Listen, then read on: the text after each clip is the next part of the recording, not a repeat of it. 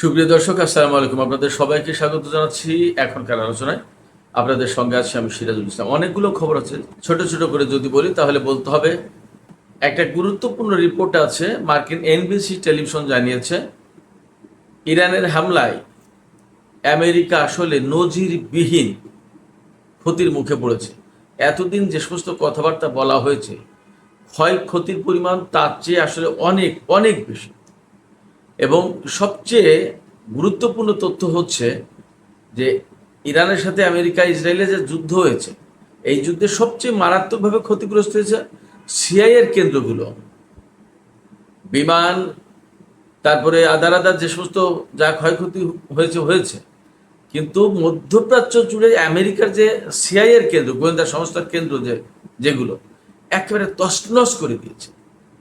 বলা হচ্ছে যে আমেরিকার ইতিহাসে এই রকম বড় ক্ষতির মুখে আর আমেরিকা কখনো পড়েনি। এদিকে মার্কিন পররাষ্ট্রমন্ত্রী মার্কো রুবিও বলেছেন যে তারা এখনই ইরানে আর কোনো হামলার পরিকল্পনা করছে না, বরং তারা ইরানের বিরুদ্ধে নিষেধাজ্ঞা আরোপ করে ইরানের উপরে বড় রকমের চাপ সৃষ্টি করতে চান।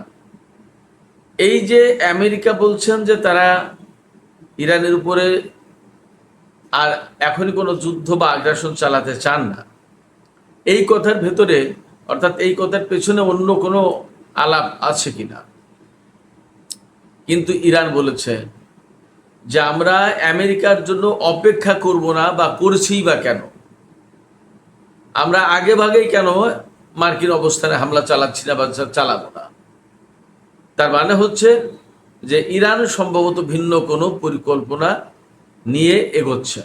এপাশে মার্কো রুবিও বা মার্কিন প্রেসিডেন্ট ডোনাল্ড ট্রাম্প বা মার্কিন অর্থমন্ত্রী স্কট বেসেন্ট, তারা যতই বলুক যে আমেরিকার পক্ষ থেকে নতুন করে যে প্রলয়ঙ্কারী নিষেধাজ্ঞা আরোপ করা হয়েছে তাতে ইরান একেবারে শেষ হয়ে যাবে, ব্যাপারটা কিন্তু সেরকম কোনো ইঙ্গিত পাওয়া যাচ্ছে না। কারণ এরই মধ্যে চীন পরিষ্কার করে বলেছে তারা এই নিষেধাজ্ঞাকে মেনে নেবে না, মানবে না, কারণ এটা একতরফা নিষেধাজ্ঞা আমেরিকার পক্ষ থেকে।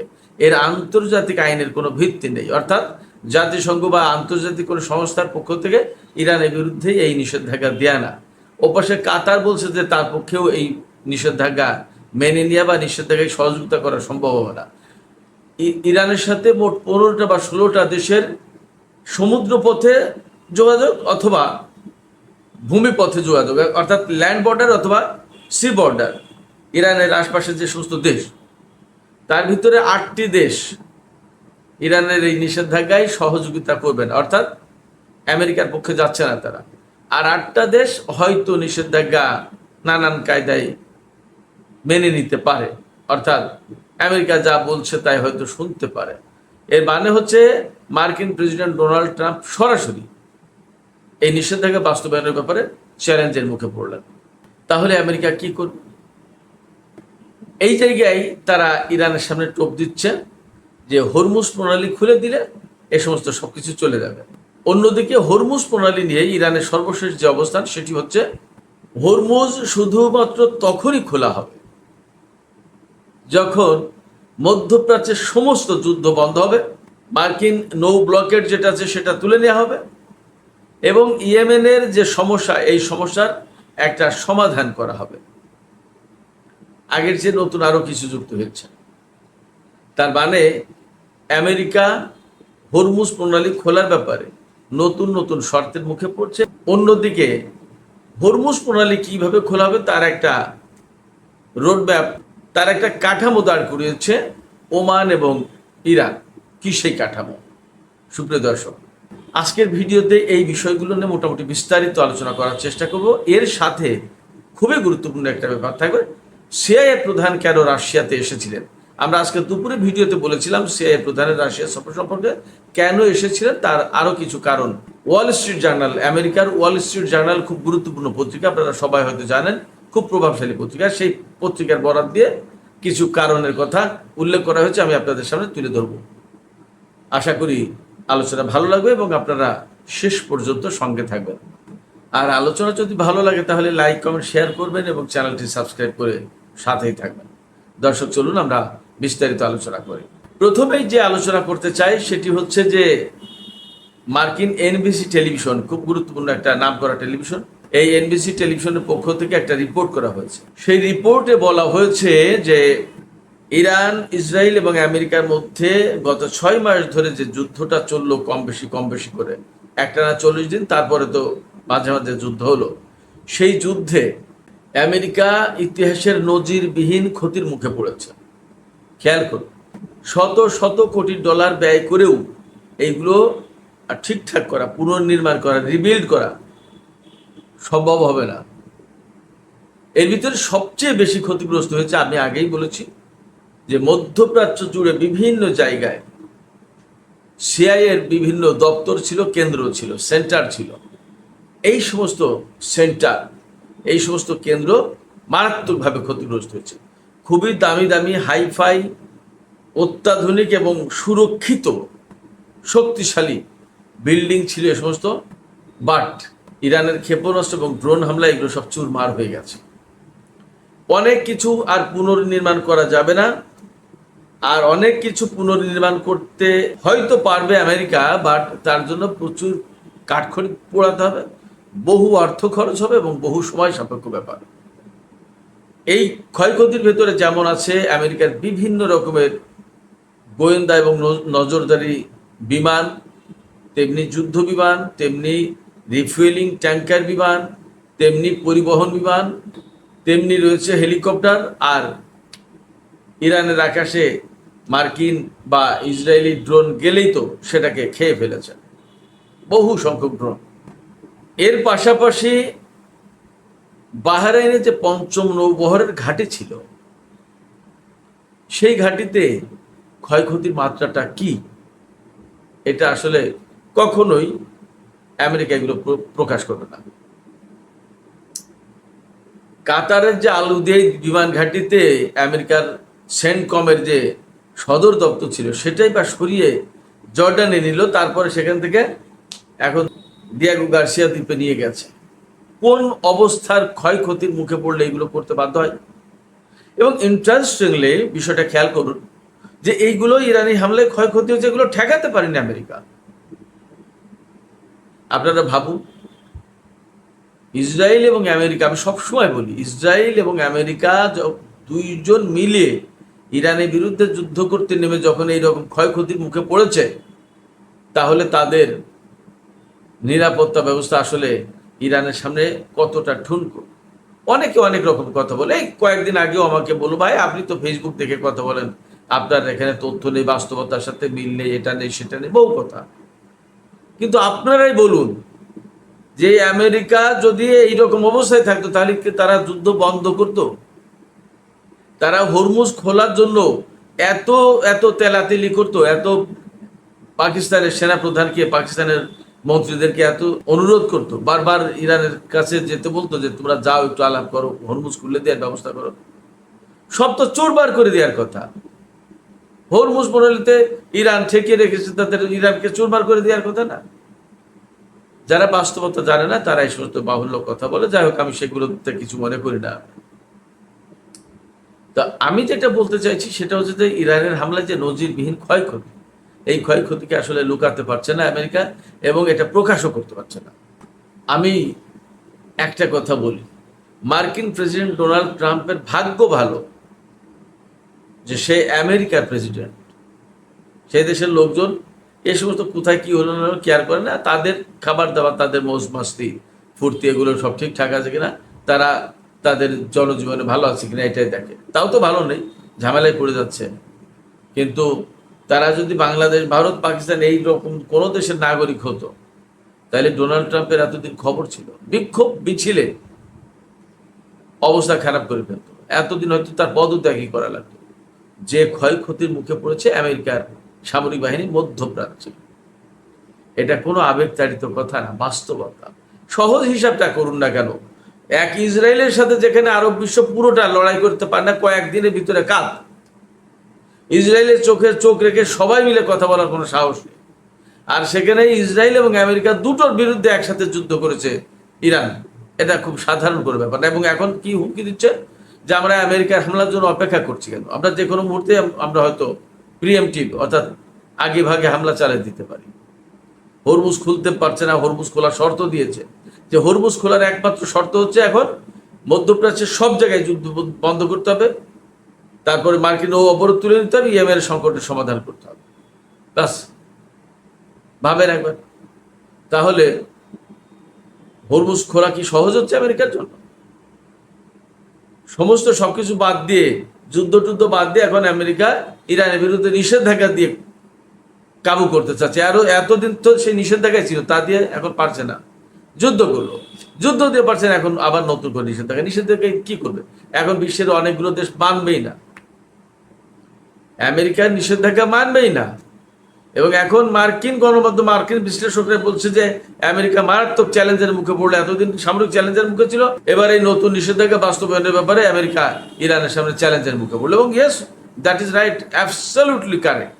প্রচন্ড চ্যালেঞ্জের মুখে। চীন মানবে না, কাতার মানবে না, মধ্যপ্রাচ্যের যে সমস্ত নেইবারিং কান্ট্রি ইরানের, তাদের 8টা দেশ মানবে না এই নিষেধাজ্ঞা, তাদের পক্ষে সম্ভব। তারা বলেছে যে ইরানের সাথে তাদের অর্থনৈতিক কানেকশনটা এত ডিপ, এইগুলো বাদ দেওয়া সম্ভব না। যেমন ইরাক কোনো মতে ইরানের থেকে গ্যাস না নিয়ে পারবে না। তাদের বছরে $400 কোটি গ্যাস লাগে, এটা সাধারণ কোনো ব্যাপার না, শুধু গ্যাস। তো এইরকম অনেক কিছু আমেরিকার কারণে কেন সবাই ক্ষতিগ্রস্ত হবে। এবং ফ্যাক্ট হচ্ছে কি, আমেরিকার এখন আর সেই সামরিক শক্তি প্রভাব প্রতিপত্তি কিচ্ছু নেই। এই মধ্যপ্রাচ্যের যে সমস্ত দেশ যারা আমেরিকার নিরাপত্তার উপর ভরসা করত, সেই সমস্ত দেশ দেখেছে যে তার ক্ষমতা, ফলে তারা আমেরিকার উপর আর ডিপেন্ড করছেন এবং তারা আমেরিকার রক্তচক্ষুকে আর ভয়ও পাচ্ছে না। তারা বলছে যে তুমি কি, তা আমরা বুঝে গেছি, অত চোখ রাঙায় লাভ নেই। এইরকম একটা প্রেক্ষাপটে ইরানের সামরিক বাহিনী তাদের সামরিক সক্ষমতাকে এখন নতুন করে ঢেলে সাজাচ্ছে। কয়েকদিন আগে তো তারা ডিফেন্সিভ ডক্ট্রিন থেকে অফেন্সিভ ডক্ট্রিনে গেল। এখন তাদের সামরিক সমস্ত সরঞ্জাম, সমস্ত সবকিছু এই যুদ্ধের অভিজ্ঞতার আলোকে আপগ্রেড করছে। তারা বলছে যে এই 40 দিনের যুদ্ধে তারা অনেক অভিজ্ঞতা অর্জন করেছে এবং এই অভিজ্ঞতার আলোকে তাদের কোন অস্ত্র কোথায় ভালো কাজ করেছে, কিভাবে কাজ করলে ভালো রেজাল্ট আসে, এগুলো তারা ঠিকঠাক করেছে, বুঝেছে, গবেষণা করেছে, স্টাডি করেছে এবং সেইভাবে তারা সবকিছু সেট করছে। যেখানে দুর্বলতা আছে সেটাকে আপগ্রেড করার চেষ্টা করছে। এবং ইরান বলছে যে তাদের বেশিরভাগ সামরিক সরঞ্জাম নিজেদের তৈরি, নিজেদের প্রযুক্তি। এদিকে ইরানের সামরিক বাহিনীর মুখপাত্র জেনারেল শেকারচি একটা নতুন তথ্য দিয়েছেন। তিনি বলেছেন যে আমাদের সামরিক লক্ষ্যবস্তু হিসেবে আরো 3টে বিষয় যোগ হয়েছে। একটা হচ্ছে বিবিসি, একটা হচ্ছে ব্রিটেন থেকে পরিচালিত ইরান ইন্টারন্যাশনাল টেলিভিশন চ্যানেল সম্ভবত, আর একটা হচ্ছে রেডিও ফারদা, ফার্সিতে ফারদা মানে আগামীকাল। তো শেকারজি সুস্পষ্ট করে বলেছেন যে এই 3টা প্রতিষ্ঠান, বিবিসি ফার্সি সম্ভবত, তারপরে ইরান ইন্টারন্যাশনাল এবং রেডিও ফারদা, এই 3টা প্রতিষ্ঠান সিআই এবং মোসাদের সাথে ডাইরেক্ট কানেক্টেড এবং এরা ওদের সোলজার হিসেবে কাজ করে। তা ওদের সোলজার হিসেবে যখন কাজ করে, তো ওদের সোলজারই তো আমাদের টার্গেটেড। ফলে এই 3টা প্রতিষ্ঠান ওদের সোলজার হিসেবে কাজ করে, এরা আমাদের সামরিক লক্ষ্যবস্তুর তালিকা আছে, এরা আমাদের লক্ষ্যবস্তু। আমি শিরোনামের সময় আর একটা গুরুত্বপূর্ণ খবরের কথা বলেছিলাম যে সিআইএ প্রধান রাশিয়াতে কেন আসলেন। 2টো কারণ এখনো গুরুত্ব দিয়ে বলা হচ্ছে, তবে তার ভিতরে রাশিয়া ইউক্রেন বিষয়টাই সবচেয়ে বেশি গুরুত্বপূর্ণ। সেটা হচ্ছে গত 18 তারিখ, এই 18ই আগস্ট, আজকে তো 26 আগস্ট যাচ্ছে, 18ই আগস্ট নেটোভুক্ত বেশ কয়েকটি দেশ রাশিয়ার কালিনিনগ্রাদ এই অঞ্চলটাকে একদম ঘেরাও করে ফেলে মহড়া চালিয়েছে।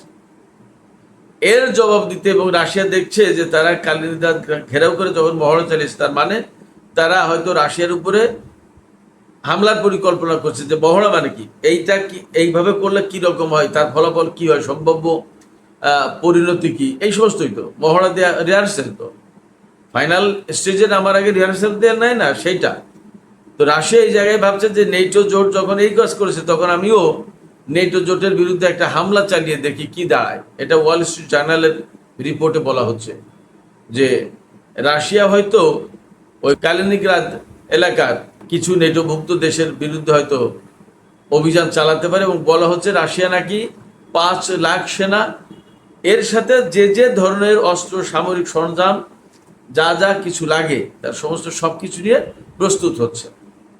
এই তথ্য সিআইএ এর কাছে গেছে এবং সিআইএ প্রধান জন র্যাডক্লিফ রাশিয়া সফর করেছেন। তিনি পুতিনের সাথে বৈঠক করেননি, রাশিয়ার গোয়েন্দা সংস্থার লোকজনের সাথে বৈঠক করে চলে গেছেন। তিনি এসেছিলেন C-17 বিমানে। তিনি মূলত বার্তা দিয়ে গেছেন রাশিয়াকে যে রাশিয়া যেন এই কাজ না করে। আমি ব্যক্তিগতভাবে মনে করছি এই মুহূর্তে আমেরিকার সবচেয়ে দুর্বলতম অবস্থায় আছে দ্বিতীয় বিশ্বযুদ্ধের পরে সম্ভবত। এই সময় যদি রাশিয়া নেটোর বিরুদ্ধে যুদ্ধ করে, তাহলে ইরানের বিরুদ্ধে যুদ্ধ করা বা ইরানের বিরুদ্ধে অবস্থান রাখা আমেরিকার পক্ষে সম্ভব হবে না। রাশিয়া নেটো কয়েকটা দেশের বিরুদ্ধে হামলা চালিয়ে তারা দেখতে চায় যে নেটো জোট আসলে কতটা এই মুহূর্তে ঐক্যবদ্ধ আছে, নাকি ইরানকে কেন্দ্র করে আমেরিকার সাথে তাদের যে দ্বন্দ্ব হয়েছে সেই দ্বন্দ্বের কারণে এরা ছিন্ন বিচ্ছিন্ন বিভক্ত হয়ে গেছে, এটা হয়তো বুঝতে চায় রাশিয়া। সেই জন্য হামলা চালাতে চায় বা এরকম প্ল্যান পরিকল্পনা করছে। এই খবর পেয়ে সিআইএ প্রধান রাশিয়া সফর করে এই বিষয়টা থেকে বিরত থাকার জন্য তিনি সতর্ক বার্তা দিয়েছেন, অনুরোধ করেছেন যাই হোক। এখন রাশিয়া যদি এই সময় এই কাজটা করেই বসে তাহলেই খেলা জমবে। তখন আমেরিকাকে মধ্যপ্রাচ্য থেকে এবং পূর্ব এশিয়া থেকে তাদের ফোর্স টেনে এনে রাশিয়ার বিরুদ্ধে যুদ্ধ করতে হবে যদি নেটোভুক্ত দেশগুলোকে বাঁচাতে চায় বা নেটো জোটকে বাঁচাতে চায়। যদি এই মুহূর্তে আমেরিকা রাশিয়ার বিরুদ্ধে নেটো জোটভুক্ত দেশগুলোর পক্ষে যদি যুদ্ধ শুরু না করে, তাহলে নেটো জোট একদম চিরদিনের জন্য ভেঙে যাবে। এবং নেটো জোট যদি ভেঙে যায় তাহলে সেটাই হবে ভ্লাদিমির পুতিনের একটা গুরুত্বপূর্ণ অর্জন। কারণ ইউক্রেনের সাথে যে যুদ্ধ শুরু হয়েছিল তাতে মূল বক্তব্য ছিল রাশিয়ার প্রেসিডেন্ট ভ্লাদিমির পুতিনের যে ইউক্রেনকে নেটো জোটভুক্ত করে একেবারে রাশিয়ার দরজার সামনে নেটো জোটের সেনা মোতায়েন করার ব্যবস্থা করা হচ্ছে। এটা তো ঠিক হচ্ছে না। এখন যদি আমরা আমেরিকার বা নেটো জোটভুক্ত কোনো দেশের একদম দরজার সামনে সেনা মোতায়েন করি, তারা কি মেনে নেবে? তাই যদি না মানে তাহলে তারা নেটো জোটের সেনা এনে আমাদের দরজার সামনে মোতায়েন করবে, আমরা তা মেনে নেব কেন? এটা অস্বস্তিকর, অসম্মানজনক। এটা নিয়ে চুক্তি অনেক কিছু হয়েছিল, কিন্তু সেগুলো মানেনি। তারপরে একটা পর্যায়ে কিন্তু পুতিন হামলা শুরু করে দেয়। তাহলে কি দাঁড়ালো? ইউক্রেন নেটো জোটে যুক্ত হোক, এটা পুতিন চায়নি বলেই তো এই যুদ্ধটা অ্যাকচুয়ালি। এখন যদি সেই নেটো জোটকেই ভেঙে দিতে পারে পুতিন, তাহলে তো সেটা তার গ্রেট অ্যাচিভমেন্ট, বিশাল বড় সাকসেস। এই চেষ্টাটাই হয়তো করছে বা করবে। দেখা যাক আসলে পরিস্থিতি কোথায় যায়। তো সুপ্রিয় দর্শক, আর একটা খবর দিয়ে আমি আলোচনা শেষ করতে চাই। সেটি হচ্ছে সৌদি আরবকে কিছুদিন আগে মনে আছে আপনাদের, ডোনাল্ড ট্রাম্প পরমাণু কর্মসূচি পরিচালনা করার সুযোগ সুবিধা দিতে চেয়েছিল আমেরিকার সাথে সৌদি আরবের একটা চুক্তি হবে। তাতে বলা হয়েছিল কি, যে ইসরায়েলকে স্বীকৃতি দেওয়ার দাবি থাকবে না, কোনো ইনস্পেকশন থাকবে না, নজরদারি থাকবে না, ফ্রি হ্যান্ডে সৌদি আরব এই পরমাণু কর্মসূচি পরিচালনা করতে পারবে। তার 3-4 দিন পরে খবর হলো কি, যে ইসরায়েলকে স্বীকৃতি দেওয়ার শর্ত থাকবে এখানে। এবং এই ঘটনায় কিন্তু সৌদি যুবরাজ খুবই অসন্তুষ্ট হয়েছিল যে এই শর্ত ছিল না, এখন এগুলো কি বলে। এখন মার্কিন কংগ্রেসে এই চুক্তি পাঠানো হয়েছে এবং তাতে বলা হয়েছে সৌদি আরব ইসরায়েলকে স্বীকৃতি দেবে এই শর্তে পরমাণু চুক্তি করা হবে আমেরিকার পক্ষ থেকে সৌদি আরবের সাথে। তার মানে আমেরিকার বা ডোনাল্ড ট্রাম্প প্রশাসনের একটা বড় এজেন্ডা যে ইসরায়েলকে সবাইকে স্বীকৃতি দিতে হবে, তার কাছ থেকে নিরাপত্তা, তার কাছ থেকে সুবিধা ইত্যাদি ইত্যাদি যে যা নিতে চাই নিতে পারবে, শুধুমাত্র ইসরায়েলকে স্বীকৃতি দিতে হবে। এখন সৌদি আরবের সামনে বিশাল বিরাট বড় প্রশ্ন, তারা ইসরায়েলকে স্বীকৃতি দেওয়ার বিনিময়ে আমেরিকার কাছ থেকে পরমাণু কর্মসূচি গ্রহণ করবে নাকি করবে না। সুপ্রিয় দর্শক, আজকের আলোচনা এখানে শেষ করতে চাইছি। আলোচনা শেষের আগে আপনাদের কাছে প্রশ্ন, আপনাদের মতামত জানতে চাই যে আসলে এই যে মধ্যপ্রাচ্যে এতদিন ধরে একটা অচল অবস্থা, যুদ্ধ বিগ্রহ এত কিছু হলো, আপনাদেরকে কি মনে হয় যে এখানে আসলে আমেরিকা আপার হ্যান্ডে ভালো অবস্থানে আছে এবং ইরান দুর্বল অবস্থানে, এবং ইরান সময়ের ব্যবধানে পরাজিত হতে বাধ্য হবে, এরকম কোনো লক্ষণ, সিমটম কি আপনাদের কাছে মনে হয় ধরা পড়ে? নাকি আপনাদের কাছে মনে হয় যে আসলেই এই যে এনবিসি নিউজে যে রিপোর্ট করা হয়েছে যে প্রচণ্ড রকমের নজিরবিহীন ক্ষয়ক্ষতির মুখে পড়েছে আমেরিকা, এটাই সত্য। আপনাদের মতামত জানিয়ে কমেন্টে লিখতে পারেন, আর ভিডিও ভালো লাগলে লাইক কমেন্ট শেয়ার করবেন এবং চ্যানেলটি সাবস্ক্রাইব করে দর্শক সাথেই থাকবেন। আপনাদের সবাইকে অনেক অনেক ধন্যবাদ। আল্লাহ হাফেজ।